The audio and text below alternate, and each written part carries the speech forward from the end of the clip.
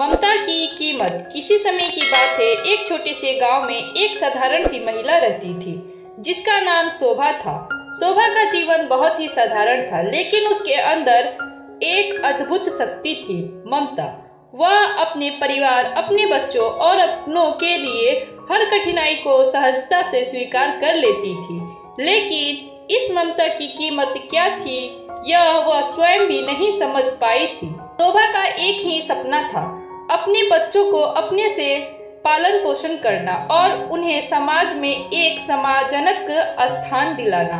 शोभा के पति रवीश एक साधारण किसान थे जिनकी आमदनी बहुत कम थी। बावजूद इसके शोभा ने कभी भी किसी बात की शिकायत नहीं की। वह घर की हर छोटी बड़ी जिम्मेदारियां उठाती, खाना पकाती, बच्चों को पढ़ाती और खेतों में काम करती।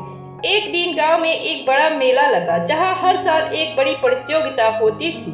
प्रतियोगिता में जीतने वाले को एक बड़ी राशि मिलती थी। रवीश ने शोभा से कहा, क्या तुम भी प्रतियोगिता में भाग लेना चाहोगी?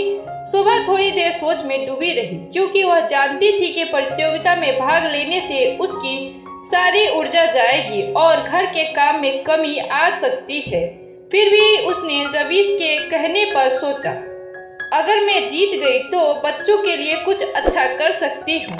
शोभा ने प्रतियोगिता में भाग लेने का निश्चय किया, लेकिन जैसे ही उसने तैयारी शुरू की, उसकी दिनचर्या में बदलाव आ गया। अब उसे बच्चों को समय देना, घर के कामों को प्राथमिकता देना और फिर प्रतियोगिता की तैयारी करनी थी। इस दौरान उसकी ममता की परीक्षा शुरू हो गई।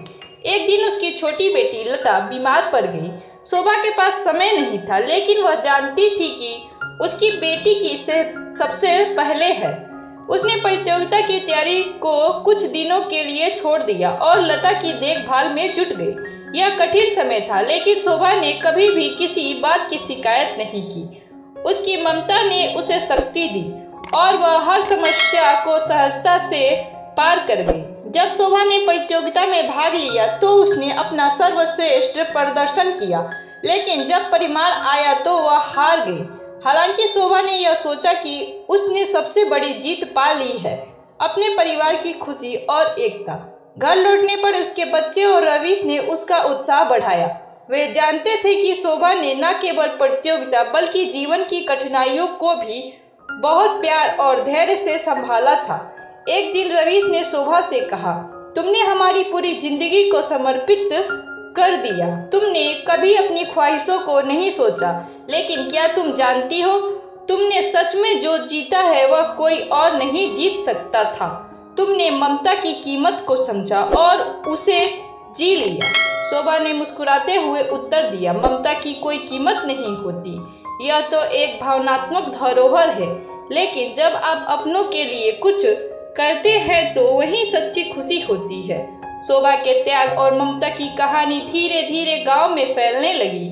लोग उसे एक प्रेरणा मानने लगे। गांव के लोग समझने लगे कि ममता की कीमत और त्याग की कीमत केवल एक समाज में ही नहीं, बल्कि पूरे परिवार की सुख शांति में है। कुछ महीने बाद गांव में एक बड़ा संकट आया, बाढ़। बहुत सारे घर डूब गए और लोग परेशान थे। शोभा और रवीश ने अपना घर और खेत छोड़कर बचाव कार्य में भाग लिया। शोभा ने उस संकट में भी अपनी ममता को बनाए रखा और बच्चों को सुरक्षित रखने के बाद अपनी ऊर्जा को दूसरों की मदद में लगा दिया। यह संकट था, लेकिन शोभा ने इसे अपनी ममता की परीक्षा मानते हुए हर मुश्किल को पार किया। समय बीतता गया और शोभा का परिवार हमेशा खुशहाल रहा। वह जानती थी कि ममता केवल एक भावना नहीं, बल्कि एक शक्ति है जो समय, परिस्थितियां और संकटों से परे रहती है। उसकी ममता की कीमत उसे समाज और परिवार से मिली आदर और प्यार में नजर आई, लेकिन असली कीमत तो वह थी जो शोभा ने खुद से सीखी। ममता का कोई मूल्य नहीं होता, वह केवल अपने आप में अपार शक्ति और बल है जो हमेशा दूसरों के भले के लिए समर्पित रहती है। और इस समर्पण के बाद ही एक व्यक्ति को असली शांति और संतोष मिलते हैं।